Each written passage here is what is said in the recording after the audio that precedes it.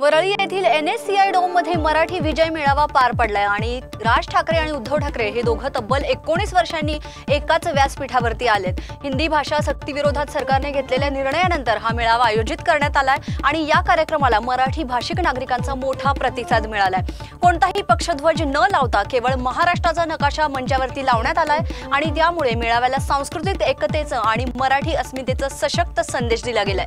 Share market विश्लेषक सुशील केडिया यांनी मराठी न शिकण्याचा प्रतिज्ञा व्यक्त केल्यानंतर महाराष्ट्र नवनिर्माण सेनेच्या म्हणजेच मनसेच्या काही कार्यकर्त्यांनी त्यांच्या कार्यालयावरती हल्ला केलाय। सुशील केडियांनी ट्विटरवरती पोस्ट करून म्हटलं होतं की मी 30 वर्ष मुंबईत राहिलो तरी मराठी शिकणार नाही। त्यानंतर MNSच्या कार्यकर्त्यांनी त्यांच्या कार्यालयाच्या दरवाजावरती तोडफोड केली आहे।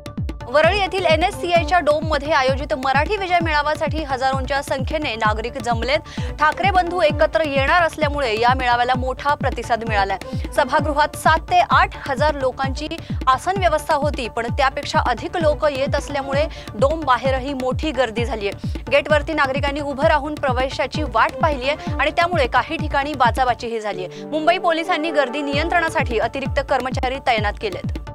वरळी येथे होणाऱ्या मराठी विजय मेळाव्यात राज ठाकरे आणि उद्धव ठाकरे हे दोघं एकत्र एका व्यासपीठावरती येत आहेत। मराठी भाषेच्या मुद्द्यावरती एकत्र येणाऱ्या ठाकरे बंधूंमध्ये पुन्हा जवळीक दिसणार आहे। या ऐतिहासिक सभेला खासदार सुप्रिया सुळे यांचीही उपस्थिती राहणार आहे। उद्धव ठाकरे आणि राज ठाकरे यांच्या एकत्रित मेळाव्यानंतर भाजपाने त्यांच्या मराठी भाषेवरील प्रेमावरती टीका केली आहे। भाजपकडून म्हटलं गेलं की उद्धव ठाकरेंचं हे प्रेम म्हणजे केवळ पुतना मावशीचं प्रेम आहे दाखवायचं म्हणून। भाजपच्या या विधानामागे ठाकरे बंधूंनी आयोजित केलेल्या मराठी विजय मेळाव्यावरती अप्रत्यक्ष निशाणा होता। हा मेळावा मराठी भाषेवरती हिंदी सक्ती विरोधात करण्यात आलेल्या आंदोलनाच्या पार्श्वभूमीवर झालाय।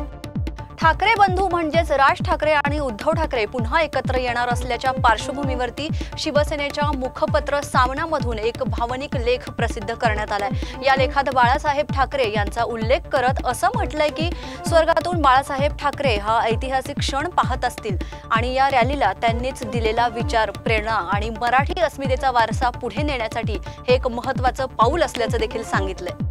ठाकरे बंधूंच्या विजय मेळाव्यानंतर भाजपच्या एका वरिष्ठ नेत्याने राज ठाकरे आणि उद्धव ठाकरे यांना सल्ला दिलाय की जर दोघं पुन्हा एकत्र आले तर एकच पक्ष करा। या वक्तव्यामुळे राजकीय वर्तुळात खळबळ उडाली आहे। काहींनी हे टोमण्याच्या स्वरात घेतलंय तर काहींनी यामागे भाजपच्या रणनीतीचा अंदाज व्यक्त केलाय। राज आणि उद्धव ठाकरे एकत्र आल्यास महापालिका निवडणुकीत मोठा फटका बसू शकतो अशी चर्चा।